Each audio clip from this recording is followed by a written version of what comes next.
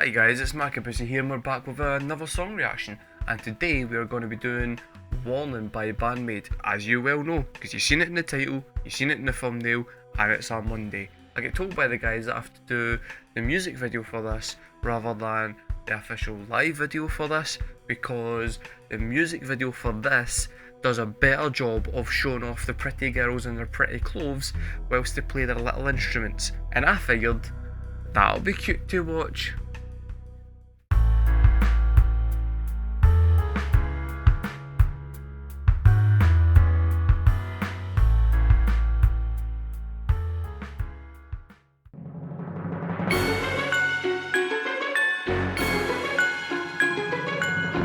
What the fuck? What? This sounds nothing like BAND-MAID straight away. It sounds like the start of a Panic at a Disco song.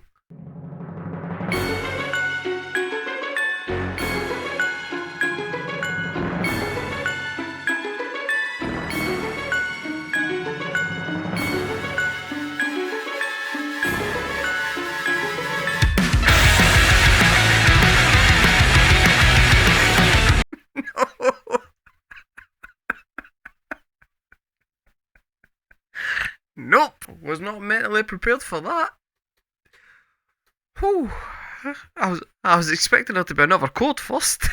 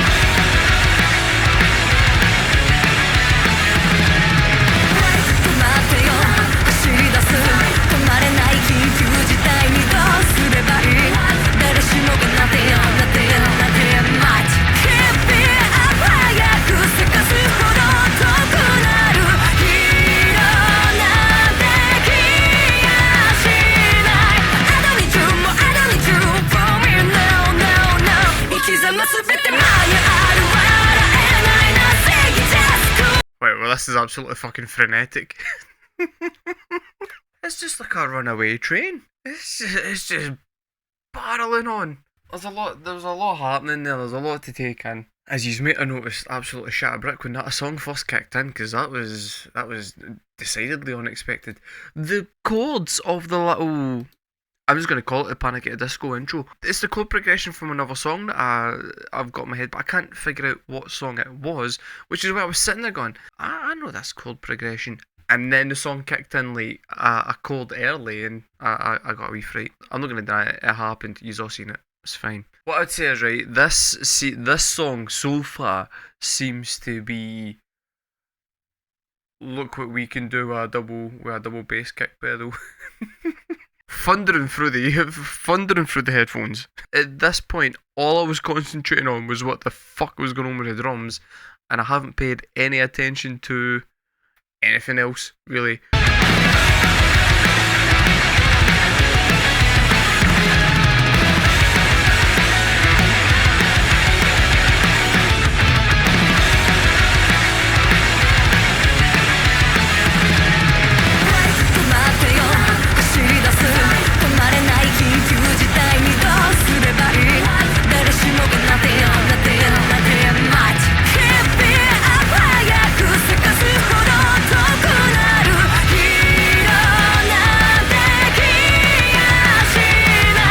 At this point, BAND-MAID seem to have like kind of, well, I'm going to say three different types of songs. They've got like their kind of Sanakadori, Blooming Daydreaming, kind of ballady type emo songs, as I am now calling them. Then they've got this kind of freight train, start to finish, just an exercise in energy and exhilaration, and then you've got your kind of middle ground, which is somewhere in between there. But with this type of BAND-MAID song, I always feel like the guitars and the singing take a little bit of a back seat, because it's all about the energy and the pace, which is usually just the rhythm section gone absolutely wild. Which means you then kind of miss some of the kind of details. Well, I miss some of the details of what's happening on the higher end of the sound frequencies and stuff. But I didn't hear that there was a wee squealy Ben chucked in there, which was quite cool. I'm liking this one, but out of the three that I just kind of mentioned, like the three styles of BAND-MAID songs I mentioned, this style's my least favourite because it's the one that's got the least kind of emotional impact for me. But I usually then appreciate them on a technical level. These songs live or die in the chorus.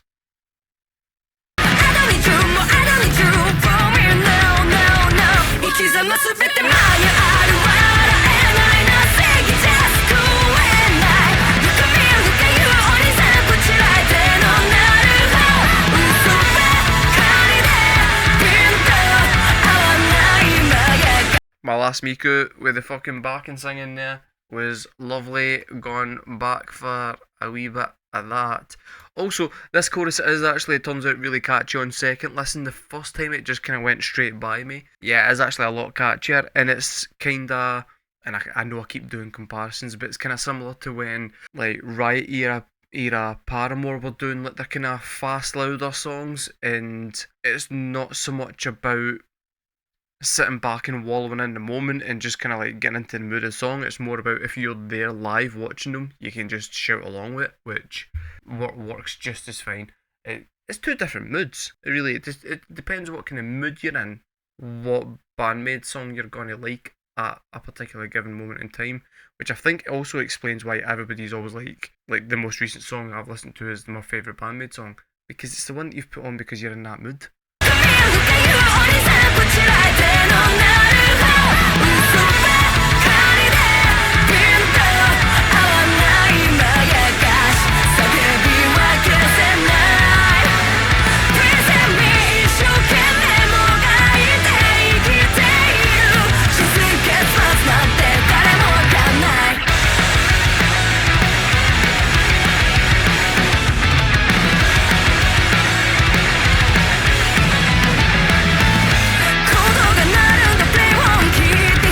That guitar riff during the pre-chorus is, I don't know, it felt like it was giving me kind of like 90s video game vibes. Not like, and I'm not meaning the music round about it or anything, like I'm just meaning like specifically the guitar line sounded like something that you would get in like a boss battle in Streets of Rage or something like that. It was really cool. It's just it's a nice wee it's just a nice wee guitar line.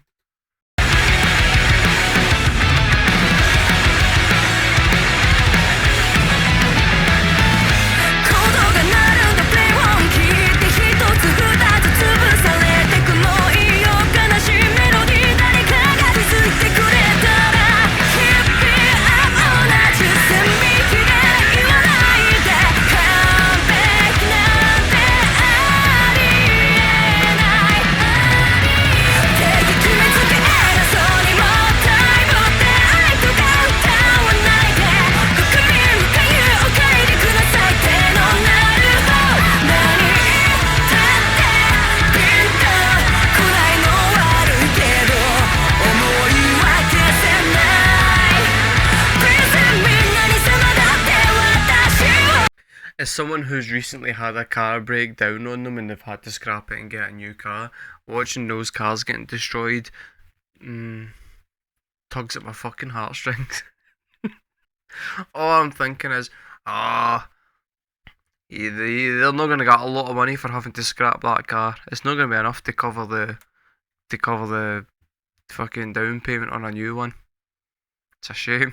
Right, so here's where I'm at the moment. Right, is the verses at this point are but they're there to serve a purpose, which is to get you into your chorus, which is The verses are, I think, dynamically quite mid, but I think that's deliberate. So that then when you get to your later stuff, you can kind of... Because if you're going that heavy all the time, there's no really a lot of room to go bigger with anything or like more interesting with anything because you're kind of just going on a straight through line all the way through the song. So the only way to really do it is to make the verses as simple and as kind of boring as you can. Musically, I mean. That gives you a bit of room to play with later, which I think is kind of what they've done, so that then when the chorus kicks in, there is a definite shift in tone, even though it's still going at the same rate and it's still going at the same level of heaviness. I would say I like this one more than I liked Rennie. I mean, I liked Rennie, but I think I like this one more.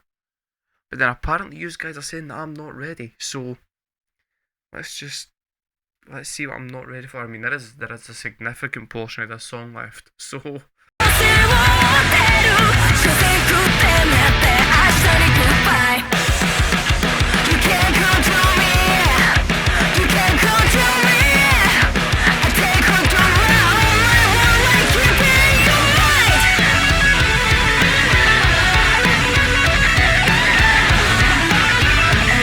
I know I'm interrupting the solo, right? But this time, I'm genuinely doing it deliberate, right? Genuinely doing it deliberate. That's a fucking cool shot. That's just a cool shot. As somebody who, I mean, and this doesn't qualify me in any way, and it doesn't really mean anything, but as somebody who went to university to study media and wanted to be a film director and stuff, I like just a really well laid out shot, and that's just gorgeous. Colours, the way the camera's moving, just the fucking background. It's just nicely done. It's given me, but in a much better way. And I said this for a video before, but Slash on the top of the mountain during November Rain. it's got that level of kind of epic, but without the shit that was Slash on top of a mountain during November Rain.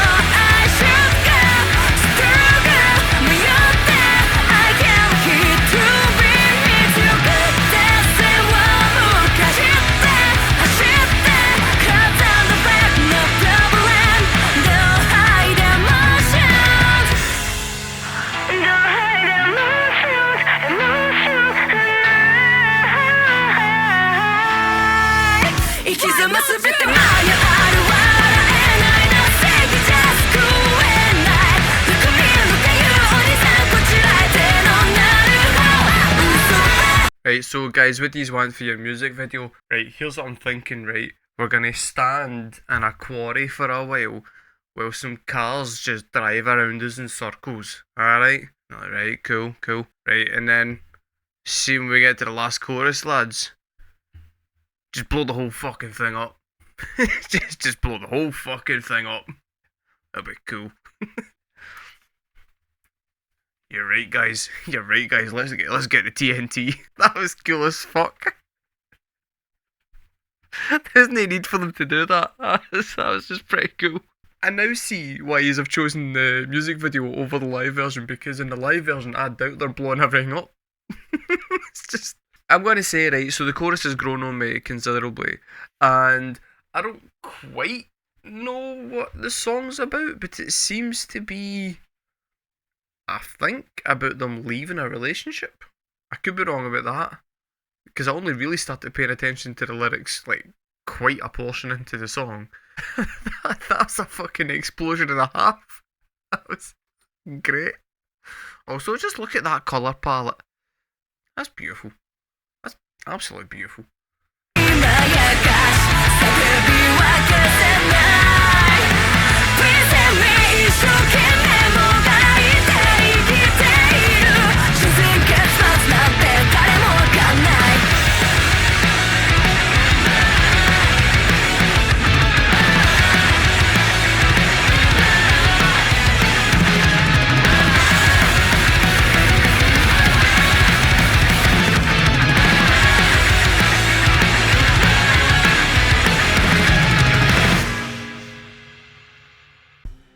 genuinely assumed that the drums had reached peak way back in the middle of that song. And what are you doing? Just calm down. It's fine. That was nuts. That song was absolutely fucking batshit crazy from start to finish. Really, really hard to just... I find it difficult to react to these songs because there's so much going on at such a fucking pace that you kind of don't have an option but just to sit there and go, aye, good guys, aye, good, that's loud. Like, that's kind of all I've got going on is just, oh, that's fast, yeah, okay. I just like to call it the freight train songs. I think that might be my favourite because I think the riff that they've got that they use to kind of bookend the songs and to bookend the song and the verses is one of my favourites. I still think the best riff they've ever done is in Sayonara. I think that's the coolest riff they've done. Or Time. I think Time's also got a really, really cool riff. I think that's one's probably third for me. And I really like the chorus, and I feel like it's a pretty good song, absolutely bolstered by their music video. This might be the first music video that they've done that I've genuinely paid attention to. Yeah, I liked that one. That one was good. I still say it's for this one, it's sitting about 8 or 9 on my list, maybe. But I'm still quite high. I mean, they've got like 130 fucking songs, and there's about 100 of them that I haven't even heard. So, guys, tell me what you thought. Do you like Warning? Do you dislike Warning? Where does it rank for you? Out of the 3 categories of BAND-MAID songs, which you can break into smaller categories, but I don't want to hear it. I've got the 3 categories. Out of those 3, which one? Which is your personal preference? Let me know in the comments below. I've been markabusi, guys. Thank you very much for watching, and I will see you next time.